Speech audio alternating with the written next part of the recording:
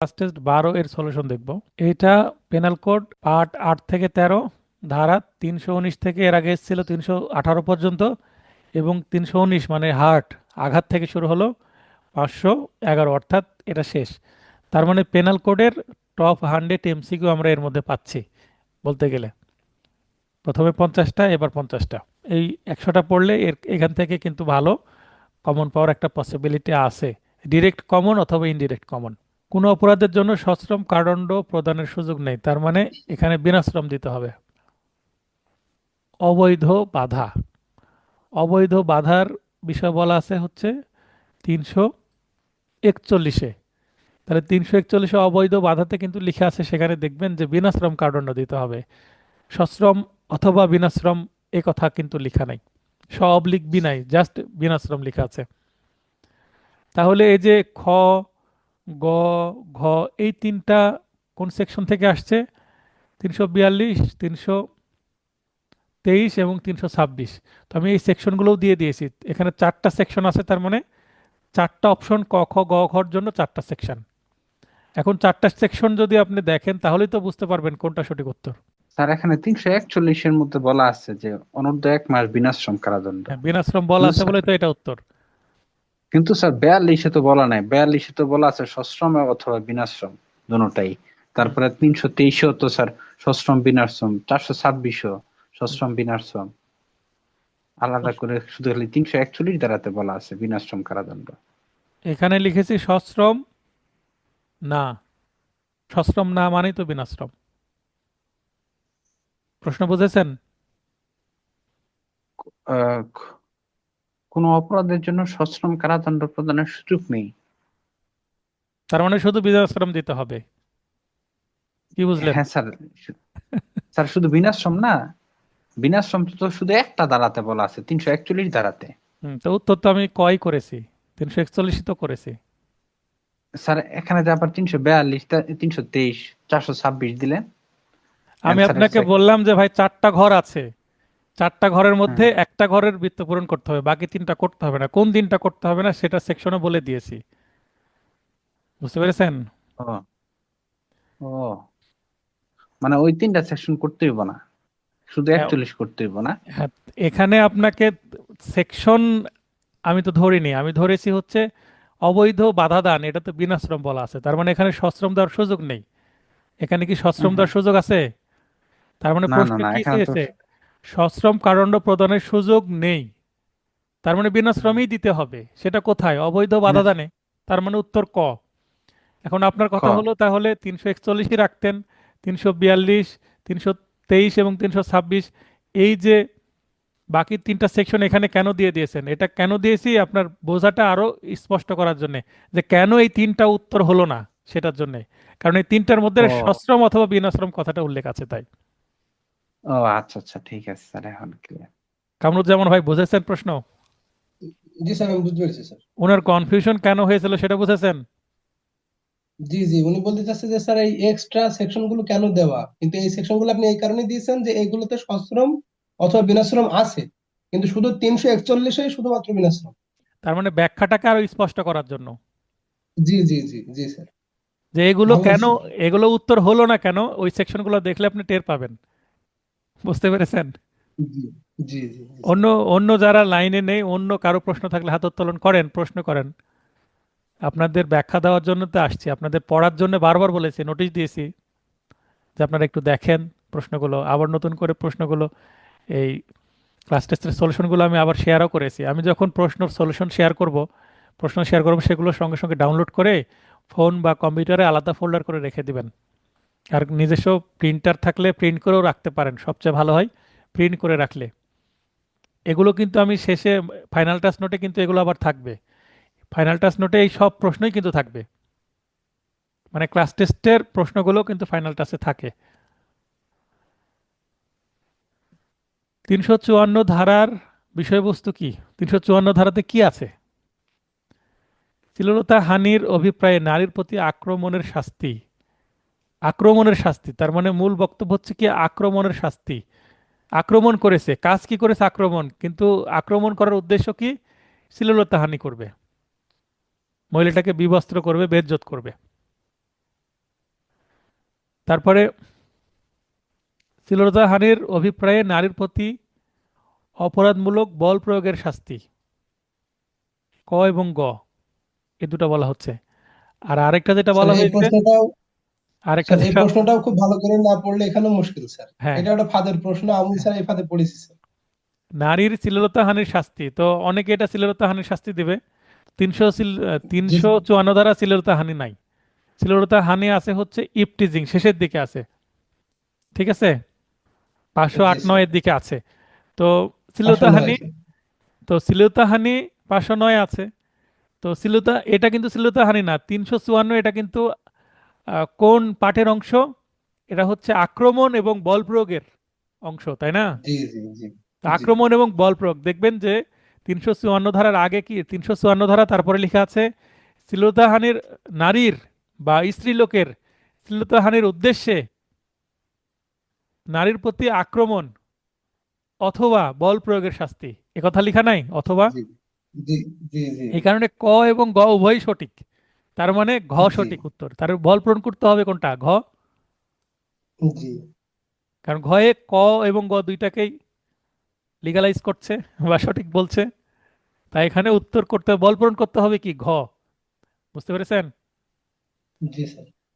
এটাতে option set করা যেমন একটু জটিল করেছি, আবার কি করেছি, এই যে অপশন এর ভাষাগুলোও কিন্তু এমনভাবে দিয়েছি।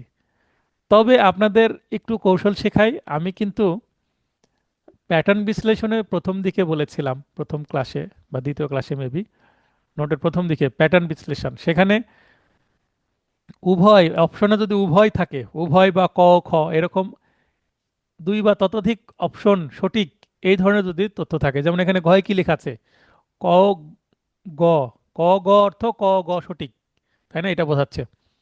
যদিও গ এর পরে সঠিক শব্দটি নেই, তারপরেও আপনাকে ধরে নিতে হবে ক ও গ উভয় সঠিক। তার মানে উভয় সেকশন এখানে রিকমেন্ড করা আছে ঘয়, তাই না? জি তো যদি উভয় সঠিক এই ধরনের অপশন থাকে, তাহলে সেটা সঠিক হচ্ছে কিনা আপনাকে একবার ভেরিফাই করতে হবে। তার মানে এখানে খ আর গ আপনাকে আরেকবার পড়তে হবে। তার মানে যদি খ ও ঘ উভয় এই ধরনের অপশন থাকে, এটা হওয়ার সম্ভাবনা 99%, তাই না? জি তবে এটাই যে হবে তার কোনো গ্যারান্টি নাই, এরকম অপশন থাকলে বা সবগুলো সঠিক কোনোটি নয় এটাই যে ঘ অপশনই সঠিক হবে তা না, নাও হতে পারে। তবে 90% বা তার বেশি সম্ভাবনা থাকে একাধিক অপশনকে টার্গেট করে যদি অপশন সেট করা হয়। পেনাল কোডের কোন ধারায় ইপটিজিং এর শাস্তির বিধান আছে? আচ্ছা, একটু আগেই আমি 354 দিলাম, তারপরে কিন্তু এই 509 থেকে প্রশ্ন করেছি। কেন করেছি? এটা উত্তর করার পর যে দুই উত্তর করার পর 3 নম্বর প্রশ্নের উত্তর করবে, তখনই মাথায় হাত দিবে। একটু আগে আমি ভুলটা জি করতে পারলাম। মানে মানে আপনাকে তখনই প্রশ্নের মধ্যে বুঝিয়ে দিয়েছি যে ভাই, যদি আপনি 3 নম্বর প্রশ্নের উত্তর সঠিক করেন, 2 নম্বর প্রশ্ন যে আপনি ভুল করেছেন এটা সঙ্গে সঙ্গে টের পাবেন। তার মানে আপনার হা হুতাশ শুরু হবে, তাই না? জি স্যার। তার মানে আপনার পরীক্ষার হলে এই ধরনের যখন ঘটনা ঘটবে, ইস, সহজ জিনিস আমি জানা জিনিস ভুল করলাম, এটা আপনার একটা শক, আপনার নার্ভাসনেস এবং মেন্টাল স্ট্রেস বেড়ে যাবে পরীক্ষার হলে। তা আপনি 2 নম্বর প্রশ্ন উত্তর ভুল করলেন একটু আগেই, তার মানে আপনার কি 1.25 নম্বর মাইনাস হয়ে গেল। একটা প্রশ্ন ভুল করা মানে কি, একটা প্রশ্ন ভুল করলে 1.25 মানে 1.25 মাইনাস হয়ে যায়।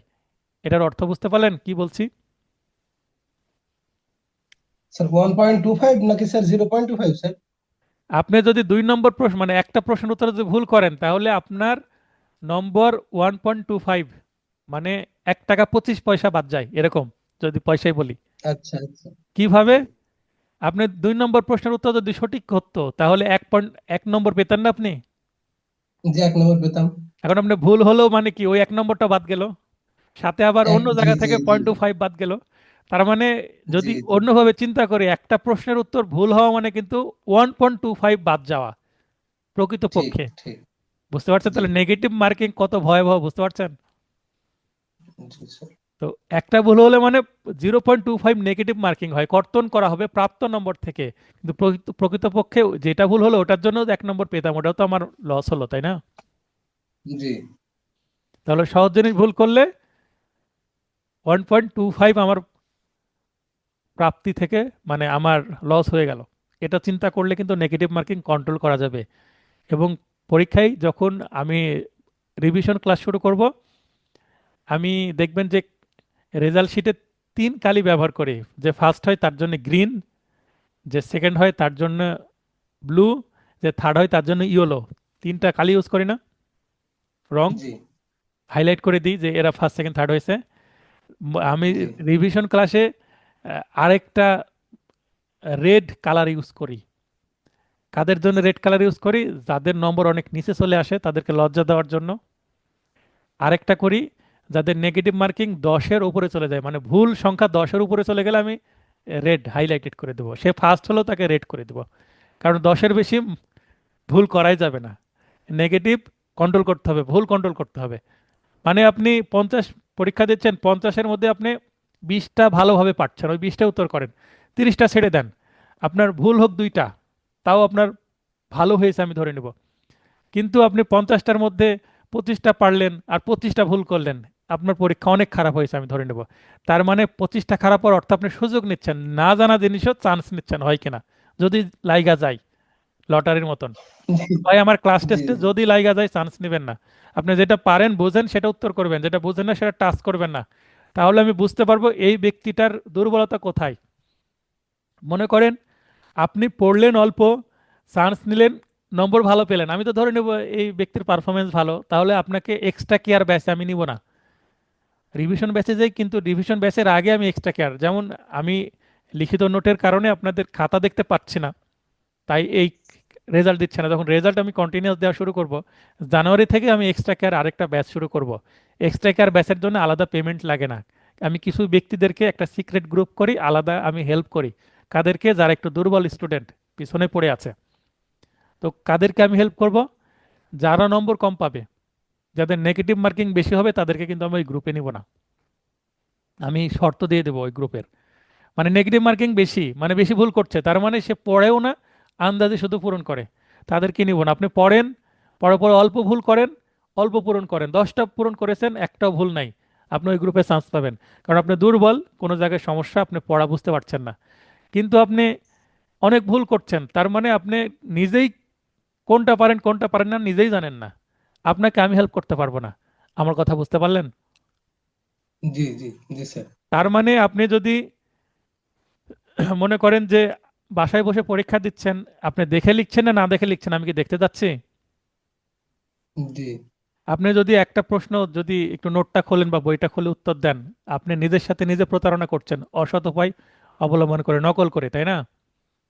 জি তো এটার ক্ষতি কার হবে? আপনারই হবে। আমাদের হবে স্যার যে এই কাজ করবে তার হবে। তো জি এটা স্যার যেমন একটা নকল করার শামিল, তেমনি না বুঝে উত্তর করে নেগেটিভ মার্কিং বেশি করাও কিন্তু নকল করার শামিল। কিভাবে?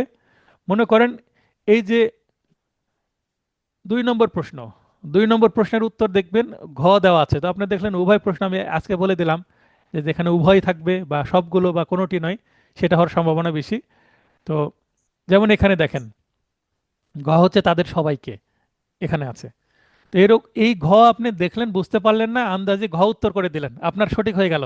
এই যে এখানে আপনি 2 নম্বর প্রশ্নের উত্তর ঘ দেওয়ার কারণে, না বুঝে উত্তর, না বোঝার কারণে, জাস্ট টেকনিক জানা আছে আপনার, উভয় সঠিক তাই আমি এটা দিলাম।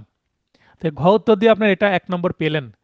এটা আপনি নিজেকে ফাঁকি দিলেন, আমাকে বোকা বানালেন, আমার সাথে প্রতারণা করলেন, আমার সাথে আমার সাথে এমন কাজ করলেন যেটা আপনার দুর্বলতা আমি ধরতে পারলাম না। আপনি কোনটা বোঝেন কোনটা বোঝেন না নিজেও বুঝবেন না, আমাকেও বুঝতে দিলেন না, আমার সাথে চালাকি জি করলেন। স্যার তার মানে না বুঝে কোনোটা উত্তরই করবেন না, আপনাদের জন্য এটা আমার মেসেজ। তাহলে আপনার কোনটা জানা কোনটা জানাতে দুর্বলতা আছে আমি হেল্প করতে পারবো। তার মানে ডাক্তার যেমন রোগ বুঝে টেস্ট করে চিকিৎসা দিতে পারে। এই যে আমি ক্লাস টেস্টগুলো নিচ্ছি, আমার তো সবগুলো ডেটা থাকছে, আমি সবগুলো ক্লাস টেস্ট নিব, এবং ক্লাস টেস্টের শেষের দিকে রিভিশন ক্লাস শুরুর আগে আমি কিন্তু সব ক্লাস টেস্টের নম্বর যুক্ত করব, কে কয়টা ক্লাস টেস্ট দিয়েছে, কয়টা দেয়নি, সব কিন্তু আমি একটা ডেটা প্রকাশ করব। এবং সর্বোচ্চ নম্বর কে পেলো, সবগুলো ক্লাস টেস্টের পারফরমেন্স অনুসারে কে সর্বোচ্চ বার ফার্স্ট হয়েছে, সেকেন্ড হয়েছে, বা মোট নম্বর কত, মোট নম্বর কতর মধ্যে কত পেয়ে কে ফার্স্ট হয়েছে, তার পুরস্কারেরও ব্যবস্থা আছে। আজকে আচ্ছা প্রথম বলছি, হ্যাঁ। এই ক্লাস টেস্টের নম্বর যুক্ত করে যে সর্বোচ্চ নম্বর পাবে তার বিশেষ পুরস্কারেরও ব্যবস্থা আছে। ঠিক আছে, আজকে আমি এগুলো রিভিল করছি। আচ্ছা এগুলো আমার কোচিং এর অনেক টেকনিক্যাল বা সিস্টেম। যেমন আমার মাধ্যমে যারা অ্যাডভোকেট হয় ভাইবা দিয়ে, আমি কিন্তু তাদেরকে অনেককে গাউন উপহার করি। আমার নোটের প্রাইস হচ্ছে ভাইবা ব্যাচের 250 টাকা, আর 1000 টাকা হচ্ছে কোর্স ফি ভাইবা ব্যাচের। কিন্তু ভাইবা ব্যাচের কোর্স ফি 1000 টাকা, কিন্তু একটা গাউনের দাম হচ্ছে 2500 টাকা। বুঝতে পেরেছেন? ভাইবা ব্যাচে পাসের আচ্ছা পাশের সম্ভাবনা কিন্তু অনেক, ফেল খুব কমই করে। তো আমার ভাইবা ব্যাচে ভর্তি হলে গাউন পাওয়ার সম্ভাবনা আছে ভালো। তো গাউন পেতে হলে আপনাকে নিয়মিত হতে হবে, সবাই তো গাউন পাওয়ার যোগ্যতা অর্জন করবে না। কিছুটা হিন্ট দিয়ে দিলাম, এগুলো সম্পর্কে আরো কথা বলবো, আমি ক্লাসটা আরেকটু এগিয়ে নিয়ে যাই। আচ্ছা, আল্লাহ যেন সেই সুযোগ দেয় আর কি স্যার। আচ্ছা, তার মানে আমি কিন্তু বারবার বলি নিয়মিত ক্লাস করে নিয়মিত পরীক্ষা দেন। তো ক্লাস করছেন কিনা সেটা আমি হয়তো বা লক্ষ্য করি না, কিন্তু নিয়মিত পরীক্ষা দিলেন কিনা এটা তো আমি দেখতে পাবো, তাই না? রেজাল্ট শিটে আপনার নম্বর নাই, তার মানে আপনি অনুপস্থিত। তো রেজাল্ট শিট অনুসারে পুরস্কার কে পাবে না এটা আমি নির্ধারণ করতে পারি। আমি 3 ক্যাটাগরিতে পুরস্কার দিই। একটা হচ্ছে আমার নিজের কোটা, মানে যাকে ভালো লাগে আমি তাকে দিব, আমার ইচ্ছা তাই দিচ্ছি। কারণ এটার জন্য কারো থেকে আমি চাঁদা নিই না, আমার নিজের টাকা থেকে দিই। তাহলে আমার মন থেকে যাকে দিতে ইচ্ছা করে তাকে দিই কয়েকজনকে। এটা একটা মানে আমার ব্যক্তিগত কোটা। কোটা শব্দটা আমার ব্যবহার আচ্ছা করা ঠিক না, ব্যক্তিগত ইচ্ছা থেকে দিই কয়েকজনকে।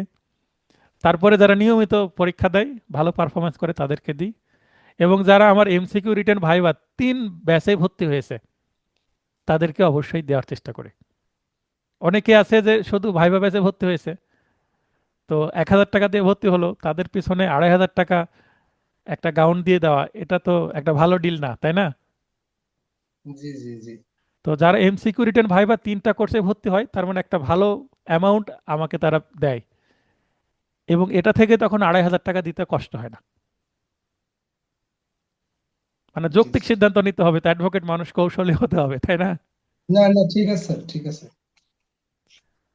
আচ্ছা, 4 নম্বর, মিথ্যা দলিল প্রস্তুতকরণের কয়টি উপায়ের কথা বলা আছে? মিথ্যা দলিল প্রস্তুতকরণের কথা বলা হচ্ছে 464তে, 3টি উপায়ে। 2003 সালে প্রশ্ন এসেছিল এখান থেকে, আমার মনে পড়ছে। সরি, 3 না, 23 সালে। 23 সালে 3-এর সাথে 3 মিল আছে। তো দেখেন যে 463তে আছে জালিয়াতির সংজ্ঞা, এবং 464তে আছে হচ্ছে মিথ্যা দলিল প্রস্তুত, ফলস মেকিং ফলস ডকুমেন্ট, এর মধ্যে আছে। ব্যভিচারের জন্য কাহাকে অভিযুক্ত করা যায়? অ্যাডাল্টারি 497, শুধুমাত্র পুরুষ আসামিকে। 2018 সালে ভারতে বা ইন্ডিয়াতে কিন্তু এই যে মহিলা আসামিকেও অ্যাবেটর হিসাবে বা প্ররোচনাকারী, মানে মহিলা প্ররোচনা দিয়েছে বলে পুরুষ ওই কাজে গেছে, ওই কাজে পা বাড়িয়েছে পরকীয়ায়, তাহলে মহিলারও দোষ আছে, এটা কিন্তু মেনে নিয়েছে। হুম, এবং 2018 সালে ইন্ডিয়া মহিলার বিরুদ্ধেও মামলা নিচ্ছে। কিন্তু বাংলাদেশে এখন অ্যামেন্ডমেন্ট হয়নি, মহিলা এখন অ্যাবেটর হিসাবে এখনো শাস্তির যোগ্য ব্যক্তি নয়। হয়নি। হয়নি, তার মানে এখানে অ্যাবেটমেন্ট হতে পারে, হওয়া উচিত। জি পেনাল কোডের বেশ কয়েক জায়গায় অ্যামেন্ডমেন্ট হতে পারে, আশা করছি এই ধরনের একটা পসিবিলিটি আছে এই 1 সপ্তাহের মধ্যে। এক্স লাঠি হাতে নিয়ে ওয়াইকে বলে আমি তোমাকে পেটাবো, এর দ্বারা এক্স এর কৃত অপরাধ কি? লাঠি হাতে নিল, লাঠি হাতে নিয়ে বলছে আমি তোমাকে পেটাবো, তার মানে সে একটা কি করছে, অভিনয় করছে, পেটানোর মতন একটা ভাবভঙ্গি করছে, একটা এক্সপ্রেশন দিচ্ছে, মানে তার ফিজিক্যাল জেস্চার এরকম যে মারতে পারে অ্যাকচুয়ালি। তো এটা অপরাধ হবে কিনা? অবশ্যই অপরাধ হবে, আক্রমণের অ্যাসল্ট। অপরাধ হবে। যদিও মনে করেন যে এই লাঠির আঘাত আরেকজন ব্যক্তির ওয়াইয়ের গায়ের উপরে না পড়ুক, মানে ওয়াইকে যদি টাচ নাও করে তাও অপরাধ হবে, কেন? ওয়াই তো ভয় পাবে, আতঙ্কিত হবে, তাই না? জি জি এবং এটা শুধু আতঙ্কিত হওয়া না, ভয় পাওয়া না, এটা তো মান সম্মানেরও বিষয়, মান সম্মানের বিষয় না? জি জি, অবশ্যই অবশ্যই। এই কারণে এটাকে আক্রমণ হিসেবে অপরাধ করা হয়েছে। যদি এটা অপরাধ না ধরা হয়, মানুষ তো এগুলো করবে, করে মানুষকে শাসাবে, যেন শাসাতেও না পারে। কারণ এটা তো অপরাধের সৃষ্টির একটা অংশ, তাই না? এটা যদি জি এটা করতে পারে তাহলে এটার এই কাজের মাধ্যমে কিন্তু বড় অপরাধের সৃষ্টি হবে, হবে কিনা? জি দেখেন 351, ওই যে 354 কাছাকাছি, তার মানে আক্রমণ বল প্রয়োগের জায়গার প্রশ্ন এটা। পাশাপাশি ধারা, এক্স ওয়াইকে একটি ঘরে যেতে বাধ্য করতো, সেখানে তালাবদ্ধ করে রাখে, মানে আটক করে রাখে, অবরোধ করে রাখে। অবরোধ বোঝাই যাচ্ছে। এক্স ঘুষি মেরে ওয়াইয়ের নাক ভেঙে দেয়। নাক ভাঙ্গা মানে গুরুতর অঙ্গ ভেঙে ফেলা, মারাত্মক আঘাত বা মারাত্মক জখম। 320, কত প্রকৃতির আঘাতকে মারাত্মক আঘাত বলে? 8 প্রকৃতির। 320, কোন অপরাধটি মূলত শিশু চুরিকে নির্দেশ করে? শিশুর ইংরেজি কি? কিড। দেখেন কিড। এখানে কিড আছেই তো, কিডন্যাপিং বলতে শিশু চুরি বোঝায়। জি কারণ এখানে 16 বছরের কম, 14 বছরের কম, এগুলো উল্লেখ নাই। আবার উন্মাদ ব্যক্তি যদি 50 বছরও বয়স হয়, সে তো শিশুরই মতো, কারণ তার মাথা তো ঠিক নাই, তাই না? জি 10 বছরের কম বয়স্ক শিশুকে দেহ ব্যবসার উদ্দেশ্যে হরণের সর্বনিম্ন সাজা কি? হরণ বলতে এখানে কিডন্যাপিংকে মনুষ্য হরণ, হরণ একই বোঝাচ্ছে। সংক্ষিপ্ত করেছে 7 বছর। সর্বনিম্ন কি বলা হয়েছে এখানে? স্যার, এই সর্বনিম্ন। সর্বনিম্ন আর সর্বোচ্চ অনূর্ধ্ব এইটা নিয়ে অনেক ভেজাল স্যার, এখানে আমি নিজে ভুল করেছি স্যার, হ্যাঁ, এই এখানে সর্বোচ্চ দিয়ে ফেলেছি। সর্বনিম্ন, সর্বনিম্নর ইংরেজি হচ্ছে মিনিমাম। সর্বনিম্নর হুম, আরেকটা বাংলা আছে হচ্ছে অনূন্য, অনন্য। সরি ন্যূনতম। হ্যাঁ, ন্যূনতম বা ন্যূন, আর ন্যূন অনন্য বললে আছে হবে। অনূর্ধ্ব, তাই না স্যার? হ্যাঁ, আর এর বিপরীত হচ্ছে অনূর্ধ্ব বা ঊর্ধ্ব। তো ন্যূন জি, মানেও নিম্নতম। এটা 7 বছর, যাকে এখানে প্রশ্নগুলো খুব ভালো করে পড়তে হবে আর কি। 7 থেকে 14 বছর পর্যন্ত রেঞ্জ। কয়েকটি সেকশনে বলা আছে, মানে মিনিমাম রেঞ্জটা দেওয়া আছে, মানে 7-এর নিচে আসা যাবে না। মানে আপার লিমিট আছে, লোয়ার লিমিট নাই অনেকগুলোতেই, কিন্তু কয়েকটিতে শুধুমাত্র আছে। এটাতে আছে, কিছু কিছু বইয়ে কিন্তু এই 7 বছর উল্লেখ নাই বাংলাতে। ইংলিশে কিন্তু লেস 7 ইয়ার্স কথাটা আছে। ইংলিশ দেখবেন, এখানে কনফিউশন হবে। আইনানুগ অভিভাবকের নিকট থেকে কত বছরের নাবালক বা নাবালিকা, তার মানে ছেলে মেয়ে, বয় গার্ল, অপহরণ করলে তা আইনানুগ অভিভাবক থেকে মনুষ্যহরণ হবে। তাহলে প্রথমে নাবালক মানে বয় আছে, বয় হচ্ছে 14, গার্ল হচ্ছে 16। জি বুঝতে পেরেছেন? জি 377 ধারার অপরাধের ভিকটিম কে হতে পারে? তাহলে ভিকটিম সবাই হতে পারে। একজন জি ব্যক্তি যার বিকৃত যৌন ইচ্ছা আছে, সে একজন নারী হয়ে নারীর সাথে যৌন সঙ্গম করতে পারে, লেসবিয়ান টাইপের মানুষ। যে জি, পুরুষ হয়ে আনন্যাচারাল অফেন্স।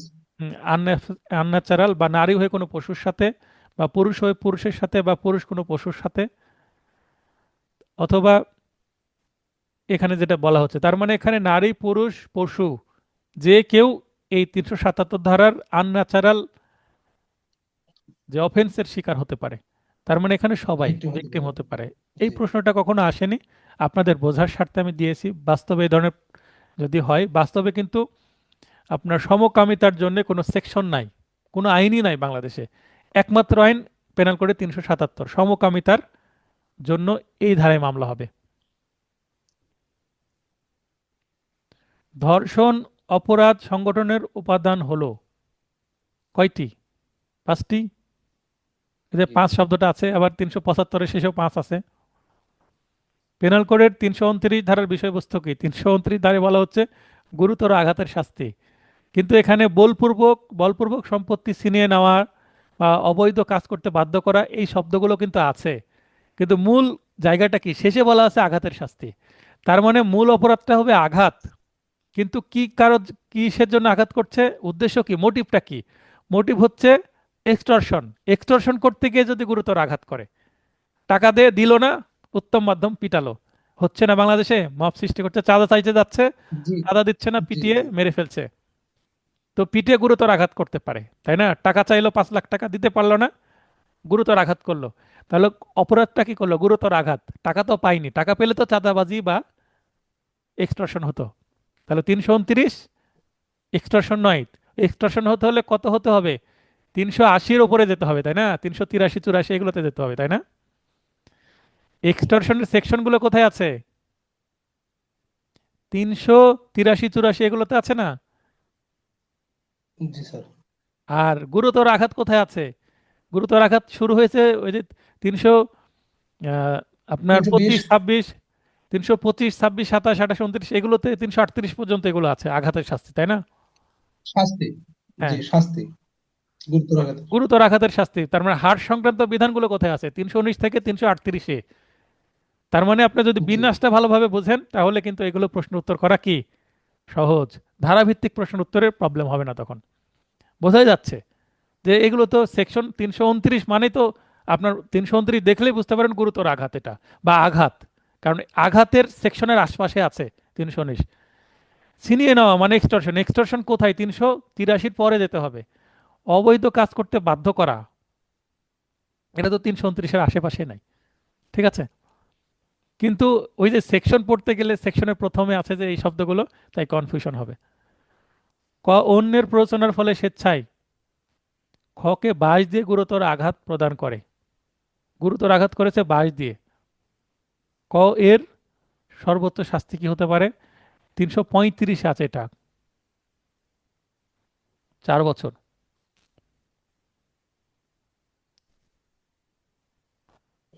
আঘাত এর উপাদান কোনটি? আঘাতের উপাদান কি? সবগুলো।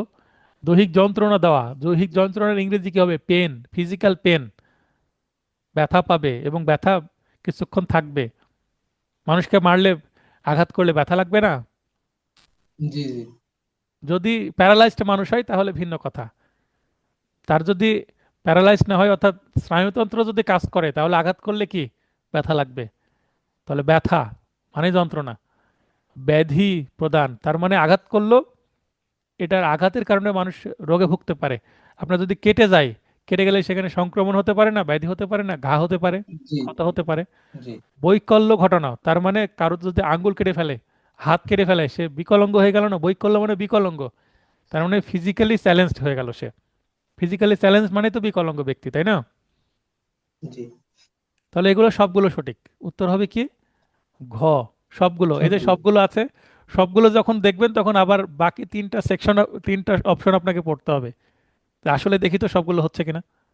ঠিক আছে। জি পেনাল কোডের কোন ধারার অপরাধের সাথে যৌন কামনার সংযোগ নেই, মানে সেক্সুয়াল কোনো ইন্টারেস্ট নাই? তো 375 রেফ, এখানে মানে ডিরেক্ট কানেকশন আছে। 377 আনন্যাচারাল অফেন্স, এখানেও কিন্তু যৌন কামনা বা সেক্সের একটা ডিরেক্ট ইম্পালস কাজ করে।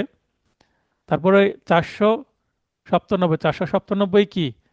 অ্যাডাল্টারি, পরকীয়া, পরকীয়া দৈহিক সম্পর্ক হয়, দৈহিক সম্পর্ক ছাড়া জি কিন্তু পরকীয়া হবে না। মোবাইল ফোনে অন্যের বইয়ের সাথে আপনার চ্যাটিং করছে, ভিডিও কল করছে, এটা কিন্তু পরকীয়া যদিও, কিন্তু এটা 497 ধারার অপরাধের জন্য যথেষ্ট নাই।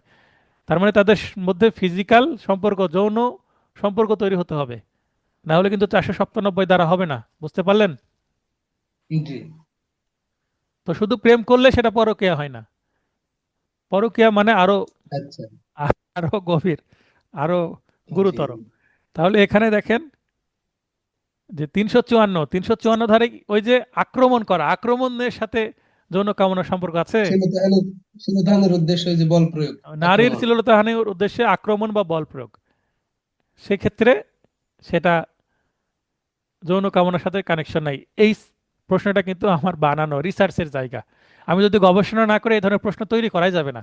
এই প্রশ্ন তৈরি করার জন্য জি আমাকে 4টা সেকশন জানতে হবে, সেকশনের মানে জিস্ট বুঝতে হবে, ডিপলি বোঝার পরে এই ধরনের প্রশ্ন করা সম্ভব। মানে এটা খুবই গবেষণামূলক একটা প্রশ্ন, এটা মানেন কিনা? জি অবশ্যই স্যার। পেনাল কোডের ওপরে খুব গভীর দখল না থাকলে এই ধরনের প্রশ্ন করা সম্ভব নয়, এবং এই ধরনের প্রশ্নের উত্তর করাও সম্ভব না। আমি যদি আরেকটা কথা বলি যে এই ধরনের, এই প্রশ্নটার উত্তর করা যতটা সহজ, এই এই প্রশ্ন তৈরি করাটা তার থেকে অনেক বেশি কঠিন। কঠিন কিনা? হ্যাঁ, অবশ্যই অনেক সময় দিয়ে ভেবে চিন্তে তারপরে কারণ সাজানো যায় আপনার স্যার। এই প্রশ্নটা তৈরি করতে যতটা সময় লেগেছে, যতটা ভাবতে হয়েছে, যতটা আইন আমাকে জানতে হয়েছে, বুঝতে হয়েছে, এই প্রশ্নটার উত্তর করার জন্য কিন্তু এতটা জ্ঞান প্রয়োজন নাই। তার মানে যারা প্রশ্ন করে তারা নিশ্চয়ই যারা পরীক্ষা দেবে তার থেকে একটু বেশি জানে, তাই না? অবশ্যই অবশ্যই। বার কাউন্সিলের পরীক্ষার প্রশ্ন যারা করবে, জুডিশিয়ারি, তারা নিশ্চয়ই বেশি জানে আপনাদের থেকে, আপনারা যারা পরীক্ষা দিবেন। জি স্যার। সেটাই বোঝানোর চেষ্টা করছি। তা আপনাদের ডিপলি যখন এভাবে চিন্তা করবেন, পুরো কোর্স আইনটা যেহেতু শেষ হয়ে গেছে, তখন আপনারা এইভাবে ভাবতে পারবেন। আচ্ছা, পেনাল কোড অনুসারে কোন অপরাধের সাজার অর্থদণ্ডের পরিমাণ উল্লেখ আছে? অর্থদণ্ডের পরিমাণ উল্লেখ আছে জানার জন্য আপনাকে অবশ্যই সেকশন জানতে হবে। এখানে আঘাতের অর্থদণ্ডের পরিমাণ উল্লেখ আছে, বাকি তিনটিতে পরিমাণ মানে জালিয়াতি ব্যভিচারে উল্লেখ নাই। মানে এখানে এবং অর্থদণ্ড অথবা অর্থদণ্ড এভাবে বলা আছে। তো এখানে ওই বাকি দুইটা সেকশন তুলে দিলে আরো ভালো হতো, তাই না? ওই 2 নম্বর প্রশ্নের মতন তুলে দিলে আবার ওই দেওয়ান সোহেল ভাই প্রশ্ন করতেন যে স্যার বাকি জি দুইটা জি। সেকশন কেন আসলো। তো আপনারা চাইলে বাকি দুইটা সেকশন জালিয়াতি মানে 400 এখানে 63 এবং 497 দুইটা সেকশন পাশে আপনারা রাখতে পারেন, এবং ওই দুইটা সেকশনে যে দেখতে পারেন জালিয়াতি এবং ব্যভিচারের সাজাতে অর্থদণ্ড উল্লেখ আছে কিনা, মানে টাকার পরিমাণটা ফিক্সড করা আছে কিনা। আঘাতের ক্ষেত্রে ফিক্সড করা আছে। এ ইচ্ছাকৃতভাবে বি এর শরীরে রাসায়নিক পদার্থ নিক্ষেপ করে। রাসায়নিক পদার্থ মানে অ্যাসিড জাতীয় কোনো কিছু নিক্ষেপ করা, তাহলে এটা 326 এতে আছে। 326 হচ্ছে মারাত্মক অস্ত্র দিয়ে গুরুতর আঘাত, 326-এ তার থেকেও গুরুতর। এই কারণে এখানে কিন্তু মৃত্যুদণ্ডের বিধান আছে। 326-এ কিন্তু মৃত্যুদণ্ডের বিধান নাই, 326 জি। এতে মৃত্যুদণ্ড আছে। ঠিক আছে, 326 এ। তাহলে ফলে বি এর চোখের দৃষ্টিশক্তি নষ্ট হয়ে যায়, মানে অন্ধ হয়ে যায়। অনেক বড় অপরাধ। চোখ উপড়ে নেওয়া, এটা অনেক বড় অপরাধ। এ জেড এর গাড়ির চালক, জেড এর বিনা সম্মতিতে এ গাড়িটি নিয়ে পালিয়ে যায়। এ কি অপরাধ করলো? এ কিন্তু মালিকের জিনিস চুরি করলো। 381, চাকর কর্তৃক মালিকের জিনিস চুরি করেছে। এখানে মনে করেন আমার একটা কার আছে, আমার ড্রাইভার আছে, তো আমার কার আমার বাসার যে পার্কিং সেখানেই তো থাকবে, থাকবে কিনা? জি এবং আমার কার বের করবে, আবার সেখানে রাখবে, যত্ন করবে, মানে কোনো যদি মনে করেন যে কাজ করাতে হয়, সার্ভিস করাতে হয়, সার্ভিসিং সেন্টারে নিয়ে যাবে, নিয়ে যে আবার নিয়ে এসে কোথায় রাখবে? পার্কিংয়েই রাখবে রাত্রে, তাই না? বা যদি রাখতে জি। হয় পার্কিংয়ে রাখবে, তার মানে গ্যারেজে বা বাসায়। পার্কিংটা গ্যারেজটা কি আমার আওতায় আছে। তার মানে এই কারটা যেখানেই থাক না কেন, রাস্তায় চলমান অবস্থায় থাক বা পার্কিংয়ে থাক, এটা কি আমি মালিক, তার মানে আমার কাস্টডিতে আছে ধরে নিতে হবে। যদিও এটা কি ড্রাইভার চালাচ্ছে, তারপরেও এটা আমি মালিক, আমার কাস্টডিতে আছে, এটা ধরে নিতে হবে, আমার পজেশনে আছে, আমার দখলে আছে, তাই না? ইনডিরেক্টলি মনে হতে পারে যে এটা হতে হতে পারে হয়তো বা ওই ড্রাইভারের কাস্টডিতে আছে, কিন্তু আসলে তা না, এটা মালিকের কাস্টডিতে আছে ধরে নিতে হবে। তো সেই কারণে এটা চুরি হবে। আর যদি আমি বলি মালিক এই চাকরকে যে তুমি এটা নিয়ে যাও, নিজে তোমার বাড়িতে 1 মাস চালাও, এবং তোমাকে আমি চালাতে দিলাম, সেক্ষেত্রে বৈধভাবে মালিকানা বুঝে পেয়ে বা দখল বুঝে পেয়ে তখন সেটা আত্মসাৎ হতে পারতো বা বিশ্বাসভঙ্গ হতে পারতো। এটা বিশ্বাসভঙ্গ হয়নি, বুঝতে পেরেছেন? চুরি হয়েছে। ক্লিয়ার হলো বিষয়টা? আচ্ছা, আমরা আলোচনা করছিলাম ক্লাস টেস্ট 12 এর সমাধান। এখন শুরু হবে 22 নম্বর প্রশ্ন দিয়ে। আমি দ্রুত পড়ে যাব, আশা করি যাদের প্রবলেম হবে হাত উত্তোলন করে প্রশ্ন করবেন। আচ্ছা, 22 নম্বর প্রশ্নে বলা হচ্ছে, ক ট্রেনে ভ্রমণকালে সরল বিশ্বাসে নিজের মনে করে অন্যের একটি ব্যাগ সাথে নিয়ে গন্তব্যে নেমে যায়। এটা আমার তৈরি করা প্রশ্ন, এবং এই বিষয়ে কিন্তু আমি পড়াতে গিয়ে বারবার উদাহরণ দিয়েছি। পরবর্তীতে সে লক্ষ্য করে যে ব্যাগটি তার নয়, তার মানে ভুল করে এক মানে সিমিলার হয়তো বা ব্যাগ, তো অন্য যাত্রীর ব্যাগ নিয়ে নেমে গেছে নিজের মনে করে। পরবর্তীতে সে বুঝতে পারলো এটা আমার না। অতঃপর সে ব্যাগটি খুলে তার ভেতরে মূল্যবান পণ্য সামগ্রী দেখতে পায় এবং সে সেগুলো ব্যবহার করতে শুরু করে। তার মানে এটা কি অপরাধ হবে? প্রথমত ভুল করে নিয়ে গেলে অপরাধ হবে না, কিন্তু পরে দেখার পরে বোঝার পরে অন্যের জিনিস ব্যবহার করলে কি হবে? অপরাধ হবে। তছরূপ করেছে মানে সম্পত্তি আত্মসাৎ করেছে। তো এটা 378 ধারা কেন দিয়েছি? কারণ এটা চুরি মনে হতে পারে আপনাদের, কিন্তু চুরির সংজ্ঞার সাথে এটা মিলে না, কারণ প্রথমে তার ইন্টেনশন চুরি করার ছিল না, আর 405-এ এটা স্পষ্ট আরো বোঝা যাবে। বুঝতে পেরেছেন কামরুজ্জামান ভাই? এটা জি স্যার। এটা কি আপনার ভুল হয়েছে না সঠিক হয়েছে? না স্যার, এটা ভুল হয়েছিল স্যার। এটাও ভুল হয়েছে, আমি কিন্তু ক্লাসে আপনাদের এই ধরনের উদাহরণ দিয়েছি। জি স্যার।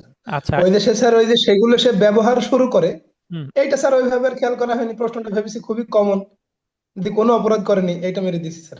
আচ্ছা আচ্ছা, ওই যে শেষে ব্যবহার শুরু করে, এখানে এসেই তো জি জি মানে জি। সবটুকু প্রশ্ন। আপনাকে পড়তে হবে প্রশ্ন। জি স্যার। আচ্ছা, তাহলে এ জেড এর গাড়ির মালিক, জেড তার গাড়িটি মেরামতের জন্য একটু ওয়ার্কশপে দেয়, তাহলে এ হচ্ছে জেড এর গাড়ির মালিক, সরি, এ জেড এর গাড়ির চালক, তাহলে এ এখানে ড্রাইভার আর জেড হচ্ছে মালিক। জেড তার গাড়িটি মানে নিজের গাড়িটি মেরামতের জন্য একটু ওয়ার্কশপে দেয়, ওয়ার্কশপ হতে জেড এর বিনা সম্মতিতে এই গাড়িটি নিয়ে পালিয়ে যায়।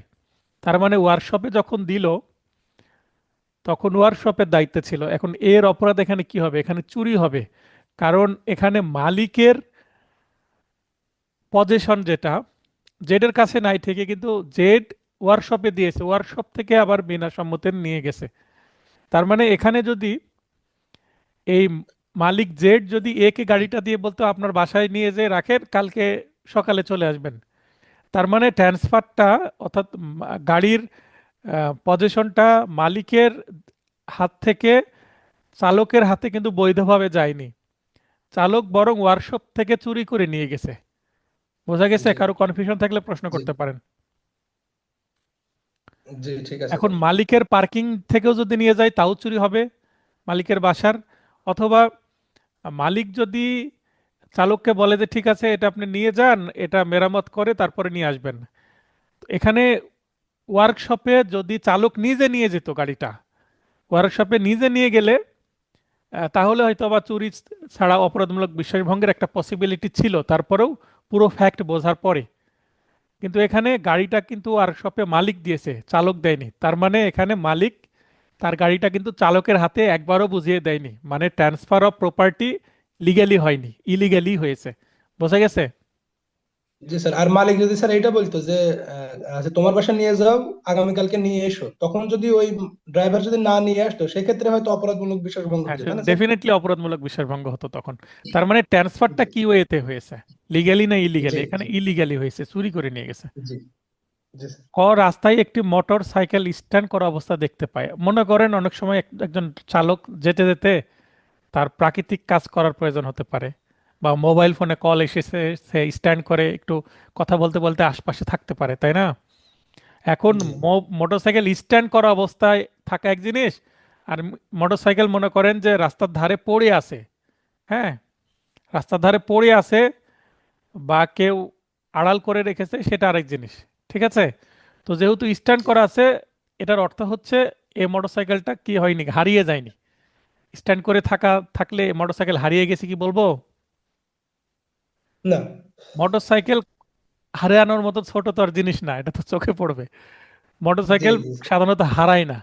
এখন কেউ যদি একটা মোটরসাইকেল চুরি করে নিয়ে এসে কোনো বন জঙ্গলের মধ্যে আড়াল করে রাখে, ঠিক আছে, সেটা ভিন্ন জিনিস, কিন্তু এখানে রাস্তার পাশে বা রাস্তায় স্ট্যান্ড করা আছে, ঠিক আছে, তার মানে এটা হারিয়ে জি যায়নি, তার মানে এটা কখনো আত্মসাৎ হবে না। আশেপাশে কাউকে দেখতে না পেয়ে সে মোটরসাইকেলটি সাথে নিয়ে বাড়ি চলে যায়। তো মোটরসাইকেল কি রাস্তায় মানে পড়ে পাওয়া যায়, মানে কি বলে, আহ দ্রৈবভাবে পাওয়া যায়, মানে হারিয়ে গেছে কারণ মোটরসাইকেল আমি তুলে নিয়ে চলে আসলাম, যেমন মানুষ টাকা বা মোবাইল ফোন পাই। তো এটা তো করা যাবে না, তাই না? জি। তাহলে এটা কি হয়ে সেক্ষেত্রে যাবে? এটা চুরি। চুরি হবে। অনেকে মনে করতে পারে এটা আত্মসাৎ, কিন্তু আত্মসাৎ না, কারণ এটা তো একটা মোবাইল ফোন ছোটখাটো জিনিস না, বড় জিনিস রাস্তায় পড়ে আছে, মানে এটা চুরি না। অনেক সময় কারো গাড়ি, যেমন কার বা বাস, যদি নষ্ট হয়ে যায়, অনেক সময় সেটা রাস্তার ধারে রেখে অনেকে কি করতে পারে, দূরে কোথাও যেতে পারে। আবার মনে করেন যে একটা রাস্তার পাশে মার্কেট আছে, তো আপনি মার্কেটের মধ্যে যদি প্রবেশ করেন, মোটরসাইকেল তো ওই রাস্তার ধারে স্ট্যান্ড করে প্রবেশ করবেন, অনেক সময় তো জি।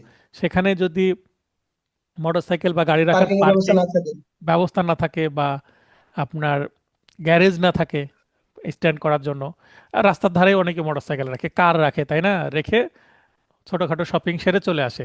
তো এইভাবে স্ট্যান্ড করা আছে, এখন কেউ যদি নিয়ে চলে আসে এটা তো চুরি হবে, তাই না? এইভাবেই তো চুরি হয়। জি কিন্তু প্রশ্নের মধ্যে সামান্য প্যাচ আছে, যেন আপনি আত্মসাৎ বলে ভুল করে উত্তর দেন। পেনাল কোড এর কোন দুইটি ধারায় একই ব্যক্তিকে অভিযুক্ত করা যায় না? দেখেন এখানে এই প্রশ্নটা লিখিত একটা প্রশ্ন থেকে নেওয়া। লিখিত প্রশ্নে এসেছিল যে কোনো আসামিকে 379 ধারায় অর্থাৎ চুরি যে সংজ্ঞা দেওয়া হয়েছে এবং 411, ঠিক আছে, চোরাই এই মাল। দুইটি এই দুইটি ধারায় অভিযুক্ত করা যাবে কিনা। আবার এখানে 380, 311, 381, 411। তো এখানে দেখেন 411 মানে যার কাছে চোরাই মাল পাওয়া যায়। তো যে চুরি জি করেছে তার কাছে তো চোরাই মাল পাওয়া যাবে, তার মানে চুরি করার জন্য এবং যার কাছে চোরাই মাল পাওয়া গেল, তো একই ব্যক্তি হবে। তো একই ব্যক্তির নামে কখনো এই দুইটা সেকশন আসে না। যদি চুরির ঘটনায় যদি দুইজন বা একাধিক আসামি থাকে, তো একজনকে চোরের দায়ে আর একজনের কাছে মাল পাওয়া গেছে, উদ্ধার হয়েছে, আলামত উদ্ধার হয়েছে, এই কারণে 411 ধারা দেওয়া যেতে পারে। একই ব্যক্তির নামে দুইটা দেওয়া যাবে না, মানে যে চুরি করবে সাধারণত তার কাছেই কি চোরাই মাল থাকবে। এই কারণেই সে যদি চুরি করে থাকে তাহলে জাস্ট 379 বা 80 বা 381 হবে, বা 382 হতে পারে, কিন্তু তার জন্য 411 হবে না। ব্যাপারটা বুঝতে পেরেছেন? এখানে জি সবগুলোই উত্তর কেন? কারণ সবগুলোই পসিবিলিটি আছে, কারণ সবগুলোই চুরির সাজা এবং চোরাই মাল পাওয়ার জন্য পানিশমেন্ট এর সেকশন দেওয়া আছে। বুঝতে পেরেছেন? তার মানে চুরি এবং চোরাই মাল আহ, সংক্রান্ত। কাছে রাখার জন্য একই ব্যক্তিকে অভিযুক্ত করা যায় না, এই হচ্ছে মূল বক্তব্য। ঠিক আছে, জি এটা স্যার। লিখিত প্রশ্ন, লিখিত প্রশ্ন থেকে আমি এমসিকিউ প্রশ্ন তৈরি করেছি। এই ধরনের আমি প্রশ্ন দেখেছি এর আগে। আমি দেখেছি যে 2-3 বছর আগে বা গত বছরে রিটেন প্রশ্ন হয়েছে জুডিশিয়ারির, সেই ছোট রিটেন প্রশ্নটাকে পরবর্তী বছরে 1-2 বছর পরেই এমসিকিউ বার কাউন্সিলে দিয়ে দিয়েছে। তো এই কারণে এই টাইপের প্রশ্ন আমি রিটেন প্রশ্ন জুডিশিয়ারির বিশ্লেষণ করেই তৈরি করেছে। আচ্ছা, 26, পেনাল কোডের কোন কোন ধারায় বলপূর্বক আদায়ের সাজার বিধান আছে? পেনাল কোডের কোন কোন ধারায় বলপূর্বক আদায় করা যায়? তো বলপূর্বক আদায় কি? এক্সটর্শন। তো এক্সটর্শন শুধুমাত্র যে জোর ধারাগুলো আছে সেগুলো দেখেন, এখানে আমি আপনাদেরকে কি দিয়ে দিয়েছি, টিপস দিয়ে দিয়েছি। তো গতে আছে জোর ধারাগুলো 84, 86 এবং 88, এবং অষ্টাশি। অন্যগুলোতে কিন্তু সে জোরপূর্বক আদায়ের সেকশন নাই, অন্য ভিন্ন কিছু আছে, দেখে নেবেন। জেড তার গাড়ি মেরামতের জন্য এ এর ওয়ার্কশপে দেয়, ওয়ার্কশপ হতে এ গাড়িটি নিয়ে পালিয়ে যায়। এখানে গাড়িটা চুরি করলো কে? ওয়ার্কশপের যে মালিক সেই, তাই না? জি যেহেতু এখানে ওয়ার্কশপের মালিক চুরি করেছে, তার মানে মনে করেন আমার মোটরসাইকেল বা একটা গাড়ি আমি ওয়ার্কশপে দিয়েছি, যাকে বিশ্বাস করে দিলাম সেই তো নিয়ে নিল, তাই না? জি তাহলে এটা বিশ্বাসভঙ্গ হলো না? জি অপরাধমূলক বিষয় তো সহ। এ না নিয়ে যদি বি নিয়ে যেত তাহলে চুরি হতো, তাই না? এর আগে যেমন জি দেখলাম। জি জি কারো বুঝতে সমস্যা হলে অবশ্যই মেসেজ করেন অথবা হাত উত্তোলন করেন। ক, খ, গ, ঘ, উ কয়জন হলো? 4 জন। এবং চ, জি 6 জন। চুরি করতে জি গিয়ে ক স্বেচ্ছায় মালিককে আঘাত করলে অপরাধটি হবে। তাহলে চুরি করতে যে আঘাত করলে সেটা আর চুরি থাকে না, সেটা দর্শুতা বা ডাকাতি হয়ে যায়, তাই না? জি। তো প্রথমত চুরি থেকে হয়ে গেছে দর্শুতা, করতে গেছে চুরি তারপরে কিন্তু ডাকাতি। আঘাত করার কারণে। প্রথমত ছিল চুরি, জি কারণ এখানে প্রশ্নে জি লিখে আছে জি চুরি করতে গেছে, তার মানে কোনো কিছু লুট করবে, নিয়ে জি নিবে অন্যের সম্পত্তি। তাহলে প্রথমত এটা ফ্যাক্ট বা বেজ বা বেসিকটা ছিল কি? চুরি, প্রাথমিক ঘটনা। চুরি। চুরি করতে যে আঘাত করেছে তার মানে এটা দর্শুতা হয়ে গেছে। এখন জনসংখ্যা হচ্ছে এখানে চোরের সংখ্যা হচ্ছে 6 জন, তার মানে এটা ডাকাতিও হয়ে গেছে আলটিমেটলি। জি জি জি ঠিক আছে, তার মানে এই প্রশ্নের উত্তর করতে হলে চুরি কি, দস্যুতা কি এবং ডাকাতি কি, এই তিনটা সংজ্ঞা জানতে হবে আপনাকে। বুঝতে পেরেছেন? জি জি এইভাবে প্রশ্ন কিন্তু ছোট, এর মধ্যে প্যাঁচ আছে 3টা, এটা না বুঝলে। এবং 390 ধারার এবং 391 ধারা, 390 ধারায় রবারি বা দস্যুতার সংজ্ঞা আছে, 391-এ ডাকাতির সংজ্ঞা আছে। দুইটা সেকশন জানলে আপনি এটা উত্তর করতে পারবেন, না হলে ভুল হবে।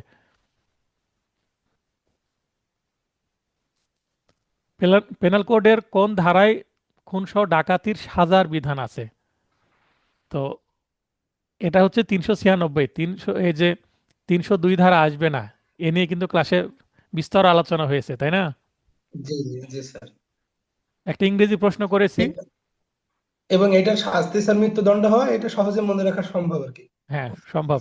আচ্ছা, সংজ্ঞাও আছে এই সেকশনে, সাজাও এই সেকশনে। 2025 জি। সালে বলেছে সংজ্ঞা আছে কোন সেকশনে, 396। কিন্তু আচ্ছা। আপনাদের সময় যদি দিয়ে দেয় সাজা আসে কোন সেকশনে, তো এটা দিয়েছে 396। 396। ইম্পর্টেন্ট সেকশন, যেহেতু মৃত্যুদণ্ড আছে এখানে। ইন অল রবারি, সকল দস্যুতায়, দেয়ার ইজ আইদার থেফট, হয় চুরি, অর এক্সটর্শন, মানে চাঁদাবাজি বা বলপূর্বক আদায়। এই উদ্ধৃতিটি পেনাল কোডের কোন ধারায় আছে? 390-এ রবারের সংজ্ঞা দেওয়ার সময় এই কথাটা বলা আছে। তাহলে গ হবে উত্তর। ইংরেজি জি, প্রশ্ন নোটে দেখলেই, ইংরেজিতে লেখা আছে স্যার। হ্যাঁ, ইংরেজি প্রশ্ন দেখলেই কিন্তু আপনারা ভয় পাবেন না, পড়ে বোঝার চেষ্টা করবেন। ইংরেজি দেখে যারা ইংরেজিতে ভয় পান, অ্যাভয়েড করার দরকার নাই। পড়লে হয়তোবা বুঝে যাবেন, সহজ হবে।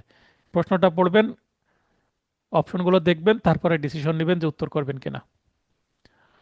কোনো মহিলার মর্যাদা ক্ষুণ্ণ করার জন্য তাকে উদ্দেশ্য করে অশ্লীল কথা বলার শাস্তি সর্বোচ্চ কত? 409-এ আছে, এটাকে আমরা কি বলি? সরি, 509-এ আছে। ইপটিজিং। এটা 1 বছর ইপটিজিং লিখা আছে, হ্যাঁ। তো মর্যাদা ক্ষুণ্ণ করার উদ্দেশ্যে অশ্লীল কথা বলা মানে তো রাস্তার ধারে কেউ কাকে, ইভ, ইভ শব্দের অর্থ হচ্ছে মহিলা বা নারী। আর টিজ মানে কি, বিরক্ত করা, তাই না? তাহলে মহিলাদেরকে বিরক্ত জি করাকেই তো ইপটিজিং বলে, তাই না? জি বি কে একটি দেওয়ানি মামলা পরিচালনা হতে বিরত করার অভিপ্রায়ে বি এর বাড়ি পুড়িয়ে দিবে মর্মে এ বি কে হুমকি প্রদান করে। উদ্দেশ্য যেন সে মামলা করতে না পারে, কিন্তু হুমকি দিচ্ছে যে এটা করলে বাড়ি পুড়িয়ে দেব। তাহলে আলটিমেটলি অপরাধটা কি করছে? হুমকি দিচ্ছে, তার মানে সে ক্রিমিনাল ইন্টিমিডেশন, ভয়ভীতি প্রদর্শন করছে। এর সর্বোচ্চ শাস্তি আছে হচ্ছে বাড়িয়ে, বাড়ি পুড়িয়ে দেওয়া সাধারণ হুমকি না, এটা বড় হুমকি। তার মানে 506 ধারার দ্বিতীয় অংশে আছে এটার উত্তর। দেখবেন যে বক্স করা আছে আমার নোটে, ডান জি পাশে, জি স্যার। ডান পাশে বলা আছে প্রথম লাইন না, মানে দ্বিতীয় অংশ। এবং এটা কনফিউশন স্যার।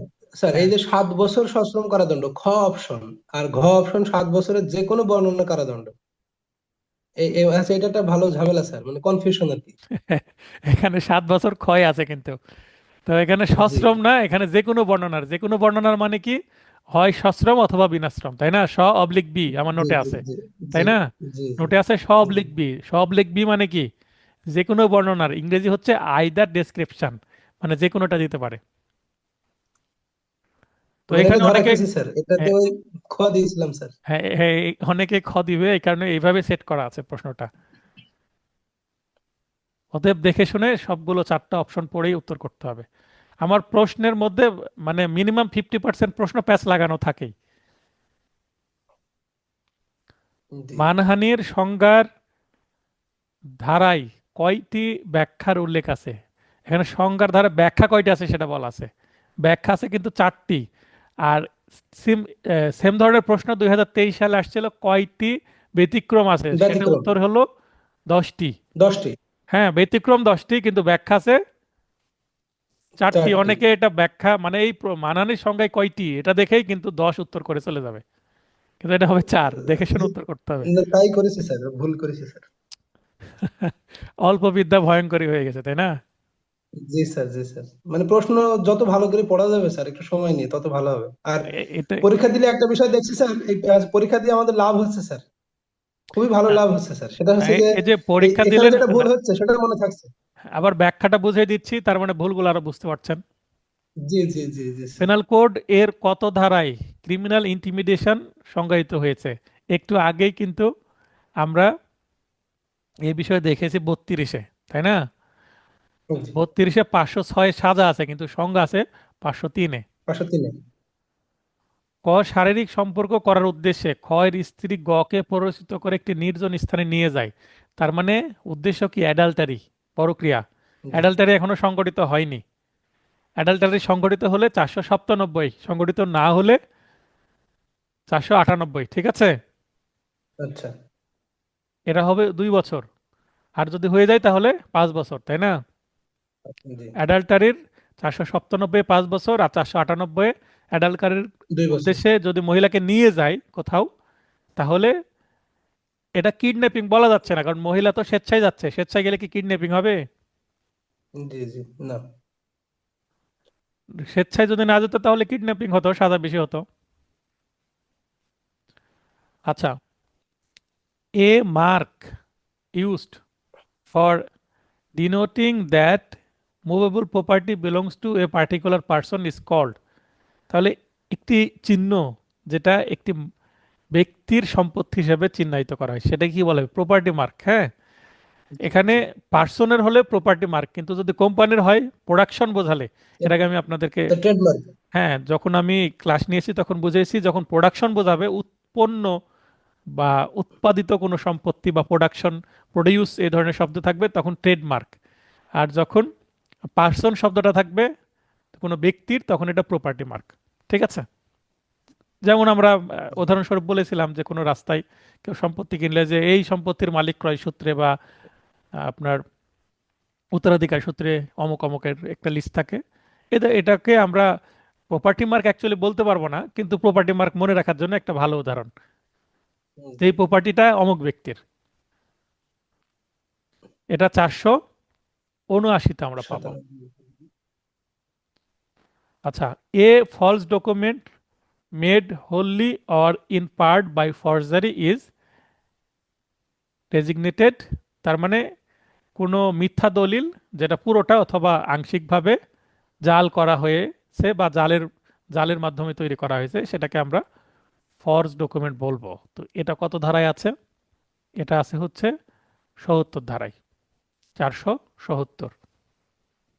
পেনাল কোডের কত ধারায় মিসচিপ সংজ্ঞায়িত হয়েছে? আচ্ছা, এই যে এই টাইপের যে প্রশ্ন, কত ধারায় কি আছে, এগুলো সবচেয়ে কঠিন প্রশ্ন। হ্যাঁ, এগুলো জি মনে রাখা টাফ, কিন্তু নোটের শুরুতে হোমওয়ার্কের কথা বলেছিলাম, যদি করেন আমি কথা দিচ্ছি সবচেয়ে ভালো হবে। যে আপনারা যদি হোমওয়ার্ক করেন কত ধারায় কি আছে, নিজে লিস্ট করেন খাতায়, সবচেয়ে ভালো হবে। ফাইনাল টাচ নোটে তো সেগুলো থাকবেই।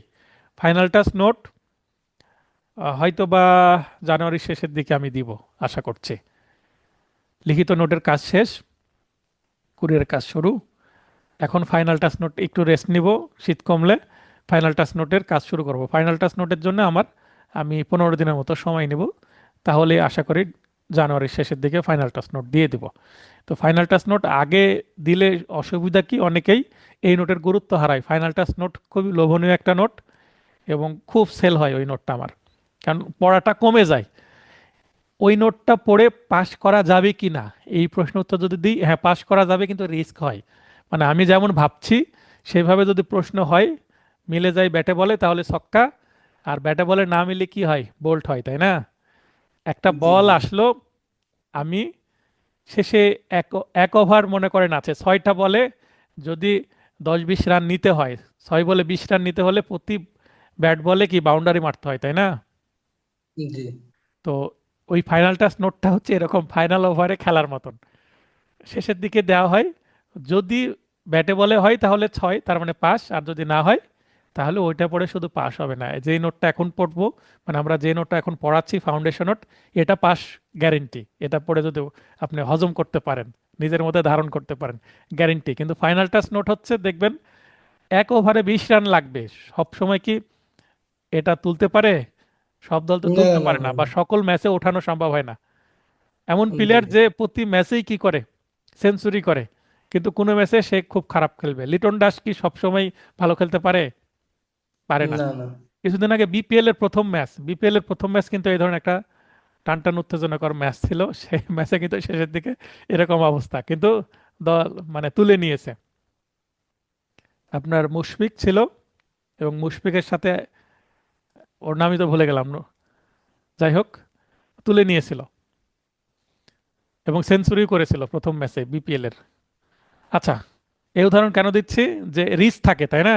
একটা যখন মানসিক প্রেশার থাকে, আমাকে 1 ওভার এত রান নিতেই হবে, তো ফাইনাল টাচটা কেন শেষের দিকে রিভিশন করি, এটা যদি পড়া থাকে ওইটা আরও আপনার কাজে লাগবে।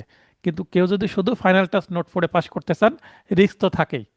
এবং এরকমও হয়েছে, এবার যারা ফাইনাল টাস্ক নোট নিয়েছে আমার, তাদের মধ্যে 90% পাস করেছেন, কিন্তু 10% পাস করেনি। কেন? কারণ তারা ওই এক সপ্তাহ পরে পাস করার চিন্তায় ছিলেন। তো এক সপ্তাহ পরে তো বার কাউন্সিল পাস করলে এত সহজ হয়ে গেলে তো হয় না। তাহলে তো এই যে মেধার যাচাই আর হবে না।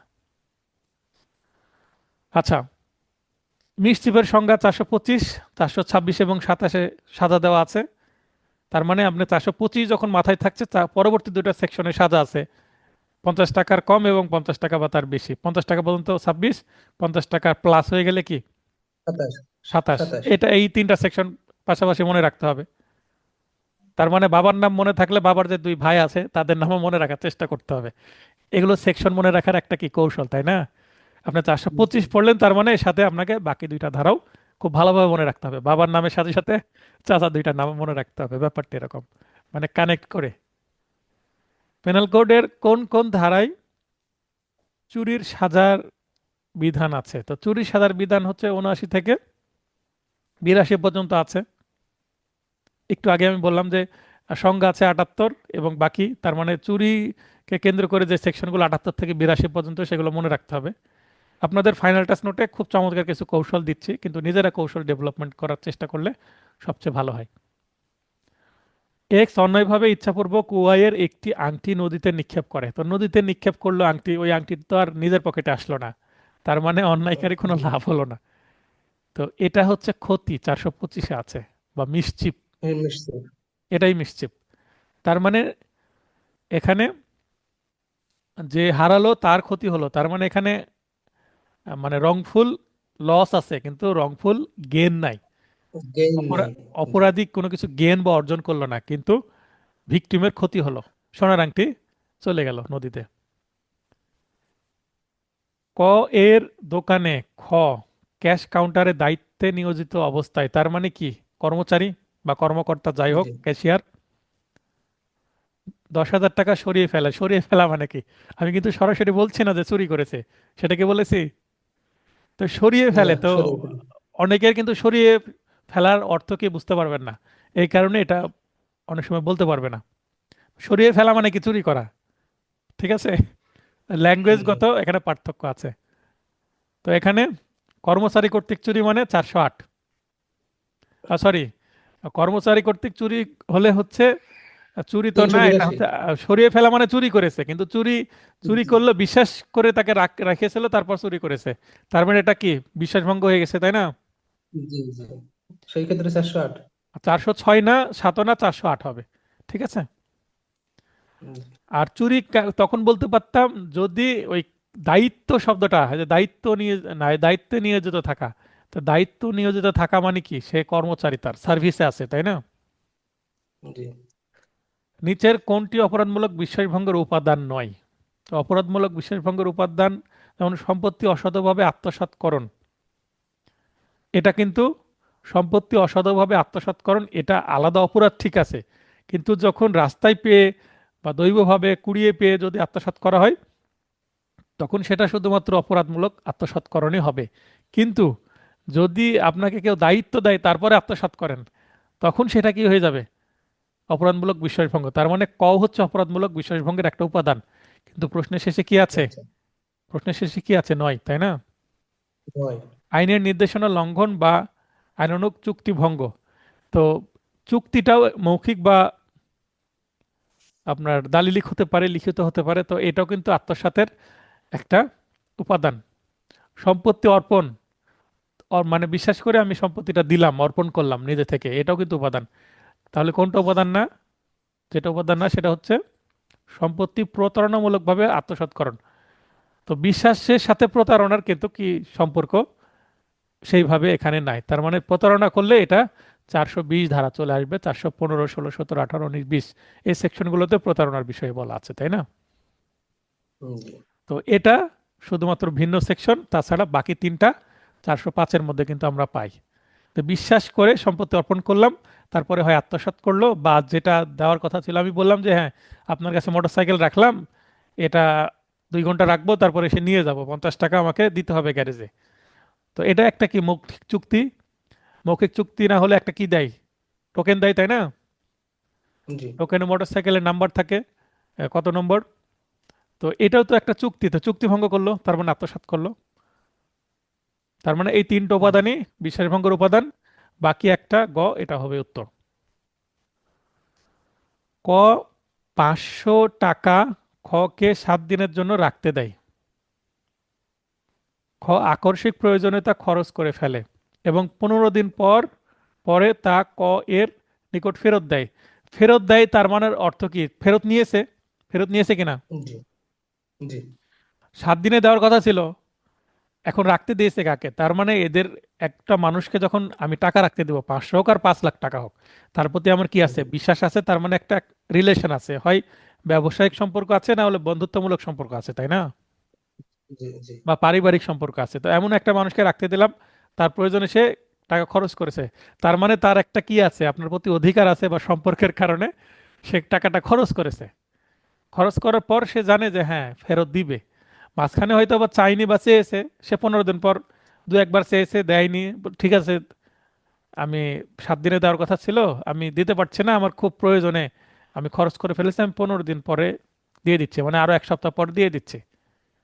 15 দিনের দিন দিয়ে দিয়েছে, ফেরত দিয়ে দিয়েছে, মানে টাকাটা সে নিয়ে নিয়েছে। টাকা নেওয়ার পরে কি আর মামলা করা যায়? বলতে পারবে যে আমার টাকা দিচ্ছে না?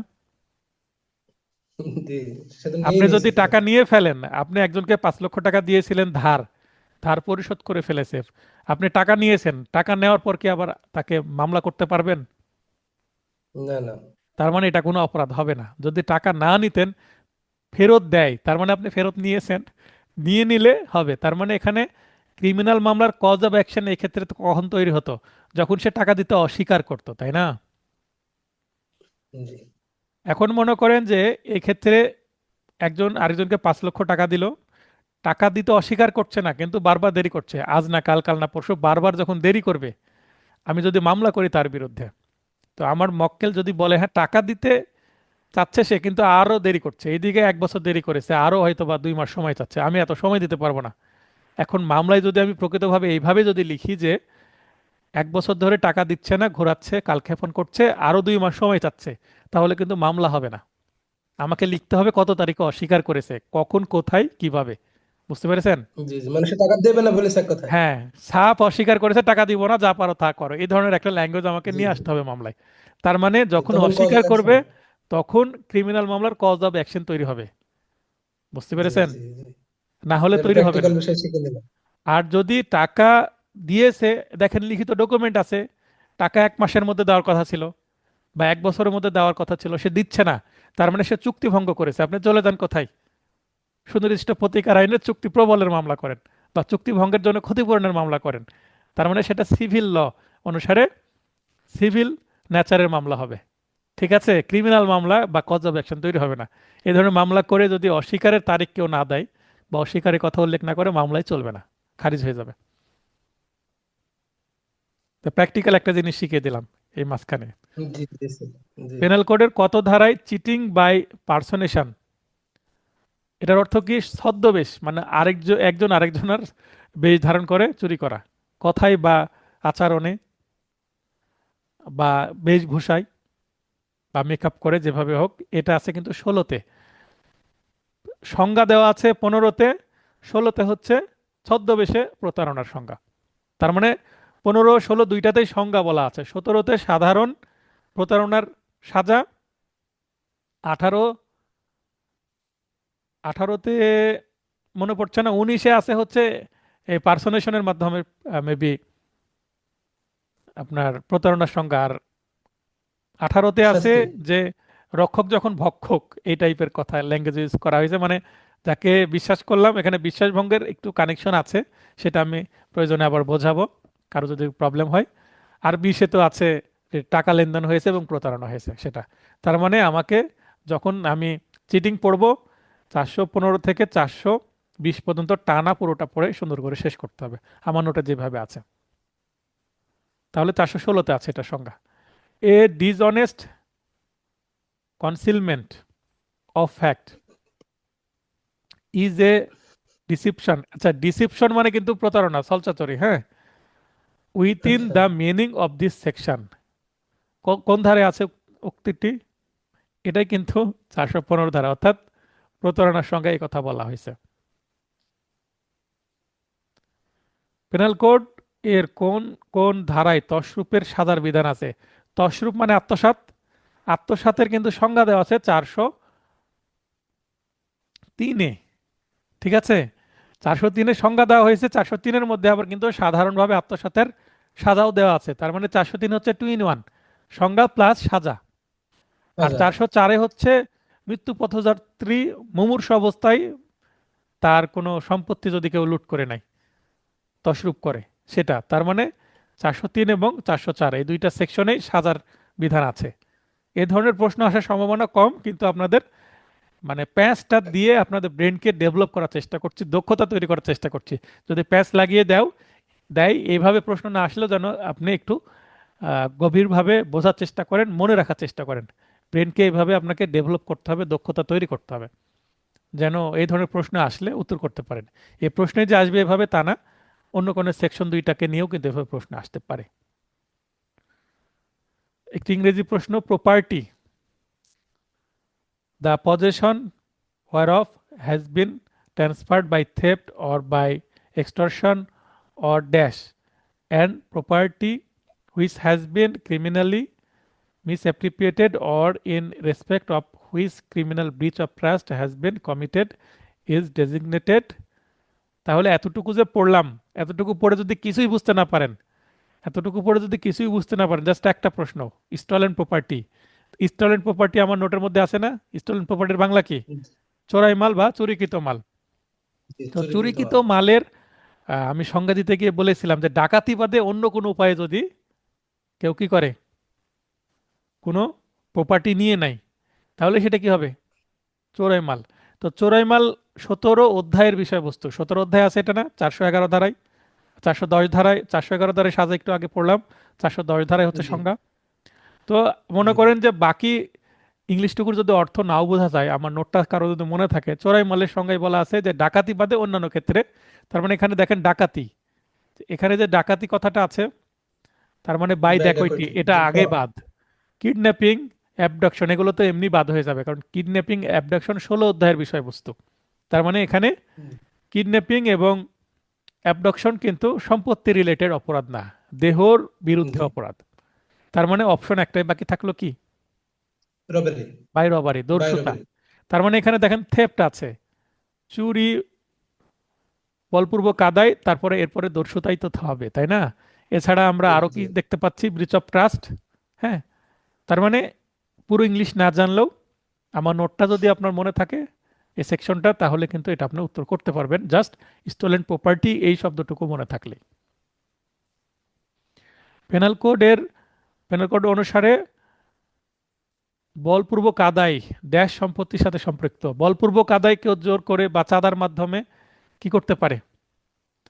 কারো স্থাবর সম্পত্তি একটা কার রাস্তায় নিয়ে নিতে পারে, বা তার বাড়িও লিখে নিতে পারে, বা তার জমি, হ্যাঁ হ্যাঁ পারে জি ঠিক আছে, পারে। তার পুকুর, স্থাবর অস্থাবর উভয় সম্পত্তি নিয়ে নিতে পারে। চুরি কিন্তু আর জাস্ট আগে তো আমরা আর আগে তো আমরা বাংলা সিনেমায় দেখতাম প্রতিদিনই পারে স্যার। সম্পত্তি লিখে নেওয়ার কারণে নায়কের কি করে, নায়িকা অথবা বাবা জি মাকে কিডন্যাপ করে নিয়ে চলে যায়, তাই না? কিডন্যাপ করলে আসে জি উদ্দেশ্য দলিলে সই করতে হবে, তাই না? জি আচ্ছা, পেনাল কোডের কোন ধারায় ড্যাকৈটি এর সংজ্ঞা আছে? তো ড্যাকৈটির সংজ্ঞা কত ধারায় দেওয়া আছে? 91 আছে, 90 রবারি, তারপর 91 একটু আগে আমি বলে দিয়েছি। জি। এ অনলাইনে বি এর কোম্পানি হতে একটি মোবাইল ফোন অর্ডার করে।